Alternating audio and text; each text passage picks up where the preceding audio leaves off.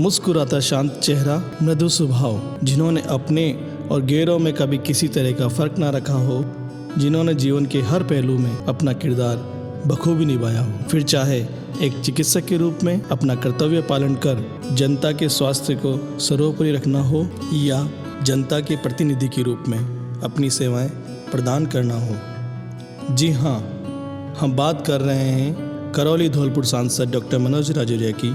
शांत, गंभीर एवं मर्यादित डॉक्टर मनोज राजौरिया का शुरुआती जीवन जयपुर में बीता।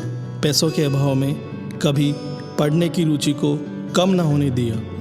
उच्च शिक्षा प्राप्त कर होम्योपैथिक चिकित्सा में चिकित्सक के रूप में अपने कर्तव्य का पालन करते हुए जनता की सेवा में अपना जीवन समर्पित किया। चिकित्सक के रूप में सेवा करने के साथ साथ उन्होंने भारतीय जनता पार्टी के प्रति अपने दायित्व का पूर्ण रूप से निर्वहन किया। भारतीय जनता पार्टी के प्रति उनकी ईमानदारी व कर्तव्यनिष्ठा को देखते हुए पार्टी ने उनको 2007 में चिकित्सा प्रकोष्ठ में प्रदेश मंत्री का कार्यभार सौंपा।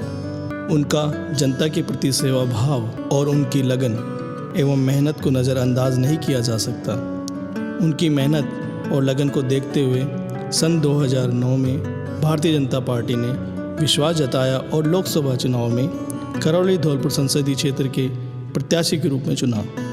2009 लोकसभा चुनाव में आमजन ने डॉक्टर मनोज राजौरिया को अच्छा समर्थन दिया, लेकिन बहुत कम अंतर से चुनाव में हार का सामना करना पड़ा। भारतीय जनता पार्टी एवं डॉक्टर मनोज राजौरिया ने इस हार को गंभीरता के साथ चुनौतीपूर्वक लिया। इससे प्रेरणा एवं संकल्प लेकर डॉक्टर मनोज राजौरिया संसदीय क्षेत्र की जनता के लिए सेवा कार्य करते रहे। इस दौरान भारतीय जनता पार्टी ने सन 2011 में उनको अनुसूचित जाति का प्रदेश कार्य समिति सदस्य नियुक्त किया एवं सन 2013 में अनुसूचित जाति मोर्चा मीडिया प्रकोष्ठ में राष्ट्रीय कार्य समिति सदस्य का कार्यभार सौंपा गया।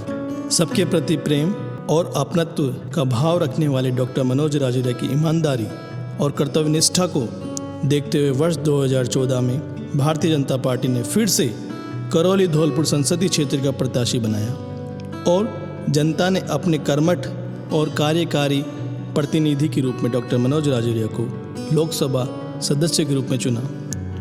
लोकसभा में अपनी प्रभावी भूमिका निभाते हुए अपने संसदीय क्षेत्र करौली धौलपुर राजस्थान से जुड़े हुए अनेक विषयों और जनता की समस्याओं को अपनी आवाज़ बनाकर निजी विधेयकों के माध्यम से संसद में पेश किया। डॉक्टर मनोज राजौरिया ने दूरदर्शिता एवं योजनाओं के साथ भविष्य के दृष्टिकोण को ध्यान में रखते हुए काम किया।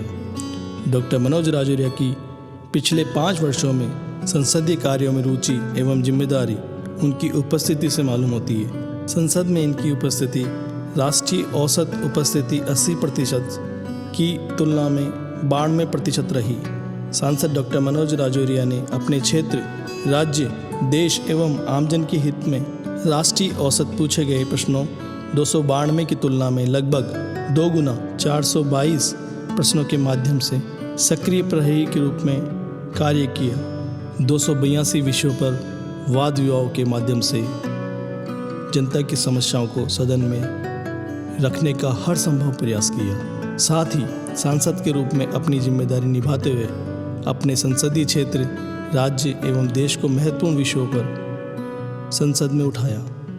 संसद में राष्ट्रीय औसत 67 की तुलना में 4 गुना अधिक 268 विषयों पर संसद में वाद विवाद के माध्यम से अपनी बात रखी। राष्ट्र एवं जनहित के कुछ महत्वपूर्ण विषयों को सदन के पटल पर निजी विधेयकों के रूप में उन्होंने 12 प्राइवेट मेंबर बिलों के माध्यम से अपना दायित्व प्रभावी रूप से निभाने का कार्य किया।